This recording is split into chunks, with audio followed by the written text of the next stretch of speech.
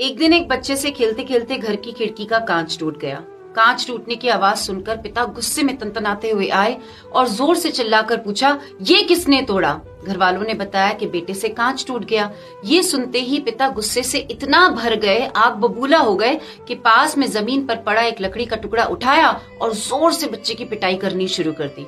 बच्चा रोता रहा, माफी मांगता रहा, पर इस बात का पिता पर कोई असर ना हुआ। थकान और दर्द में रात को बच्चा सो गया।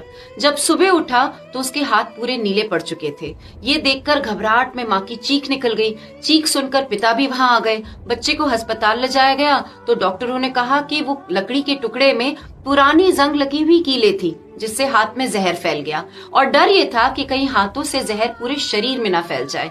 तो उसका एक ही हल था कि बच्चे के हाथ काट दिए जाए। आंसुओं में डूबकर पिता ने इस बात की इजाजत दे दी। ऑपरेशन के बाद जब बच्चे को होश आया और उसे अपने हाथों के ना होने का एहसास हुआ तो बड़े लरसती हुई आवाज में उसने अपने पिता से बोला, पिताजी मुझे माफ कर दो, अब मैं कोई भी चीज नहीं तोड़ूंगा, बस मेरे हाथ मुझे वापस दे दो। आत्मग्लानि में वो पिता इतना डूब गया कि अस्पताल की बिल्डिंग से उसने कूदकर जान दे दी।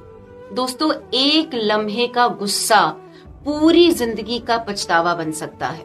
किसी से कोई गलती हो जाए तो थोड़ा बर्दाश्त कर लीजिए, थोड़ा बड़ा दिल रखकर उसे माफ कर दीजिए। याद रखिए, चीजें वापस बन सकती हैं, चीजें वापस मिल सकती हैं, लेकिन जिंदगी कभी वापस नहीं मिल सकती। Download ShareChat.